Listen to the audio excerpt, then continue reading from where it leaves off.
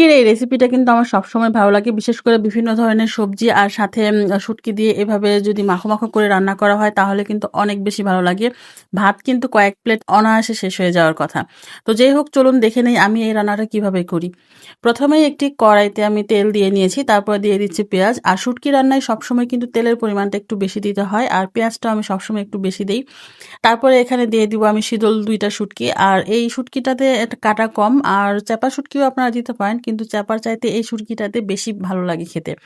তারপরে এই শুটকিটা দিয়ে কিছুক্ষণ নাড়াচাড়া দিলে শুটকি মাছটা কিন্তু একটু গলে যাবে। আর তখন ভেতরে যে কাঁটাটা ওটা আমি বের করে ফেলে দিয়ে দিব। তারপরে একটু ভাজা, ভাজা হয়ে গেলে সেই পর্যায়ে আমি এখানে বাকি যে মসলাগুলো সেগুলো দিয়ে দিব। আর শুটকি মাছটা আমি কিছুক্ষণ নাড়াচাড়া করে খুন্তি দিয়ে কিন্তু একটু, একটু করে নাড়া দিয়ে ভেঙে দিয়েছি। তারপরে সামান্য পানি দিয়ে তারপর বাকি মসলাগুলো দিব। কারণ পানি না দিলে এর মধ্যে যদি আমি হলুদের গুঁড়া, মরিচের গুঁড়া দেই তাহলে কিন্তু পুড়ে যাবে। আর পুড়ে গেলে তরকারিটা দেখতে সুন্দর হয় না, কালো রং হয়। আর তরকারি কালো হলে দেখতে কিন্তু ভালো দেখা যায় না। তারপরে এখানে আমি দিয়ে দিব হলুদের গুঁড়া আর হচ্ছে মরিচের গুঁড়া। আমি হলুদের গুঁড়া কম দিয়েছি কিন্তু মরিচের গুঁড়া একটু বেশি দিব। আর শুটকিতে মরিচ কিন্তু বেশি হলে ভালো লাগে।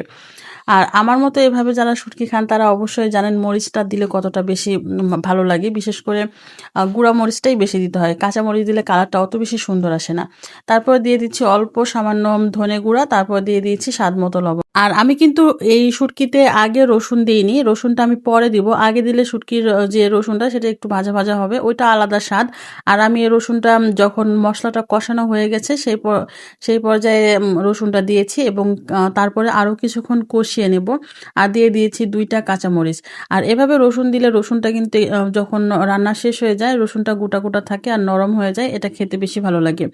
তারপর আমি এখানে যে আজকে সবজিগুলো নিয়েছি, সবজির মধ্যে নিয়েছি বেগুন, নিয়েছি কচুরমুখী আর হচ্ছে ঢেঁড়স আর সাথে দিয়েছি আলু।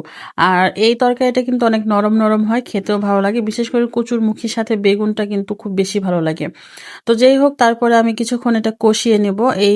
এছাড়া কিন্তু এখানে কোনো পানি দেইনি। পানি ছাড়া যে ১ম এ মসলা কষানোর সময় যে পানিটা দিয়েছিলাম, সেই পানির মধ্যে কিছুক্ষণ কষিয়ে নেওয়ার পরে তারপরে আমি ঝোলের জন্য দিয়ে দিয়েছি। কিন্তু আসলে এখানে ঝোল রাখবো না। এই যে পানিটা দিয়েছি এটাতে পুরো তরকারিটা একদম রান্না হয়ে যখন একদম তেলটা একটু এরকম উপরে উঠে, উঠে আসবে সেই পর্যায়ে আমি রান্নাটা নামিয়ে ফেলবো। আজকে এই রেসিপিটা কার, কার পছন্দ অবশ্যই কমেন্ট করে জানাবেন। আমার তো এভাবে শুটকি মাছ হলে আর কোনো কিছু লাগে না। এই সবজিটা আমার খুবই বেশি পছন্দের একটা রান্না।